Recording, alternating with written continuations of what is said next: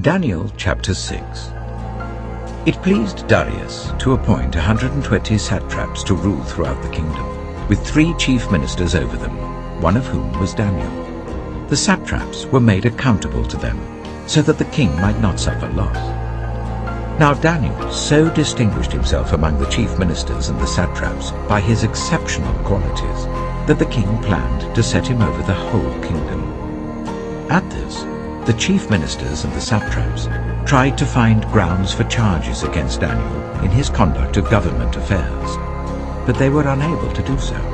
They could find no corruption in him because he was trustworthy and neither corrupt nor negligent.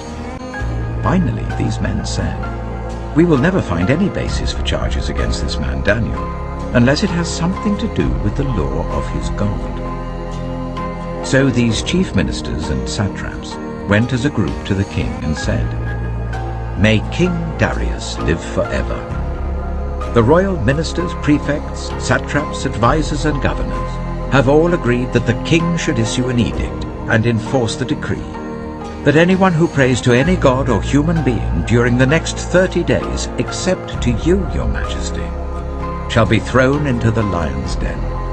Now, your majesty, issue the decree and put it in writing so that it cannot be altered, in accordance with the law of the Medes and Persians, which cannot be repealed." So King Darius put the decree in writing. Now when Daniel learned that the decree had been published, he went home to his upstairs room where the windows opened towards Jerusalem. 3 times a day he got down on his knees and prayed, giving thanks to his God, just as he had done before. Then these men went as a group and found Daniel praying and asking God for help. So they went to the king and spoke to him about his royal decree. "Did you not publish a decree that during the next 30 days, anyone who prays to any god or human being except to you, your majesty, would be thrown into the lion's den?" The king answered, "The decree stands, in accordance with the law of the Medes and Persians, which cannot be repealed." Then they said to the king, "Daniel, who is one of the exiles from Judah, pays no attention to you, your majesty, or to the decree you put in writing. He still prays 3 times a day." When the king heard this, he was greatly distressed. He was determined to rescue Daniel and made every effort until sunset to save him.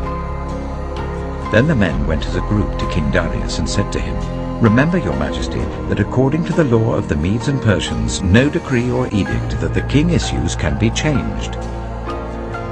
So the king gave the order, and they brought Daniel and threw him into the lion's den. The king said to Daniel, "May your God, whom you serve continually, rescue you."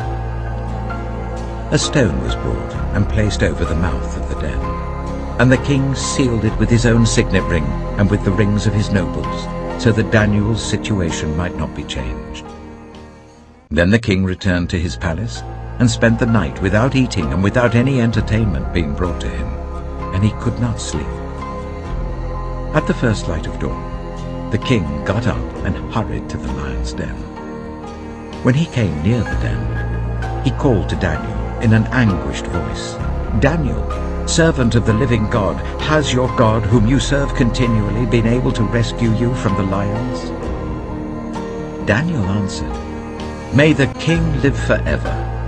My God sent his angel, and he shut the mouths of the lions. They have not hurt me, because I was found innocent in his sight. Nor have I ever done any wrong before you, your majesty." The king was overjoyed and gave orders to lift Daniel out of the den. And when Daniel was lifted from the den, no wound was found on him, because he had trusted in his God. At the king's command, the men who had falsely accused Daniel were brought in and thrown into the lion's den, along with their wives and children. And before they reached the floor of the den, the lions overpowered them and crushed all their bones.